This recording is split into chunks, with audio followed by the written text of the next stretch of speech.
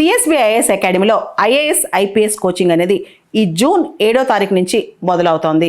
ఎవరైనా సరే అడ్మిషన్ కోసం ఈ ఫోన్ నెంబర్ని కాంటాక్ట్ చేయొచ్చు. భారతదేశంలో ఇంకా వరకట్న చావులు ఉన్నాయా, వరకట్నాలు ఇంకా అడుగుతున్నారా అంటే ఖచ్చితంగా మన సమాజంలో ఉన్నాయని చెప్పాలి. రీసెంట్గా ట్విషా శర్మ ఈ కేసు మధ్యప్రదేశ్ భోపాల్లో కలకలం రేపుతోంది. ఆ అమ్మాయి ఒక మోడల్, చాలా ఫేమస్ యాక్టివ్ పర్సన్ అన్నమాట.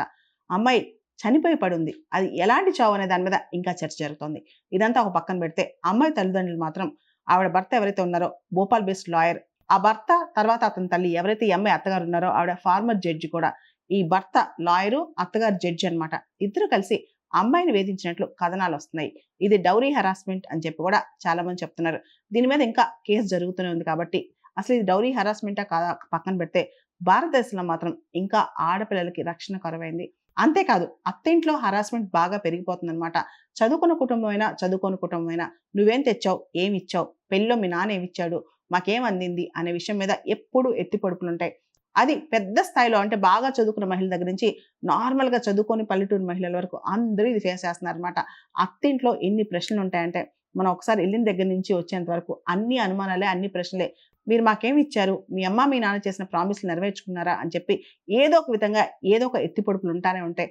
ప్రతి తెలుగు అమ్మాయి ఏదో ఒక సందర్భంలో అత్తింట్లో ఈ ఫైనాన్షియల్ హెరాస్మెంట్ కావచ్చు, ఎత్తి పొడుపులు కావచ్చు, సూటిపోటి మాటలు కావచ్చు, ఈ భరించాల్సిన పరిస్థితి అన్నమాట. ఇది అమ్మాయి ఐఏఎస్ ఆఫీసర్ అయినా లేకపోతే ఏమీ చదువుకోకుండా పల్లెటూరులో ఉన్న అమ్మాయినా ప్రతి ఒక్కళ్ళు ఫేస్ చేయాల్సిన ఒక సమస్య. భారతదేశం ఎంత పురోగతి సాధించినా సరే మనకి ఈ వరకట్నం చావులు, వరకట్నం హరాస్మెంట్ తగ్గట్లేదన్నమాట.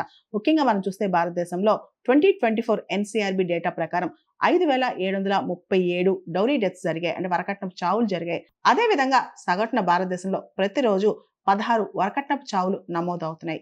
ఇవన్నీ పక్కన పెడితే మనకి డౌరీ ప్రొహిబిషన్ యాక్ట్ 1961 ఉంది.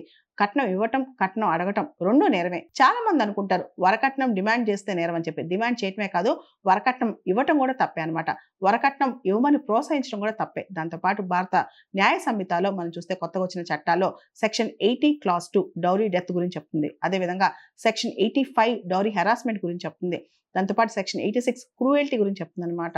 ఎప్పుడు కూడా ఆడవాళ్ళని వరకట్నం ఇవ్వని వేధిస్తే అది మహాపాపం అని చెప్పొచ్చు. దీనికి అందరం కలిసి ఒక సొల్యూషన్ తేవాలి, సమాధానం చెప్పాలి.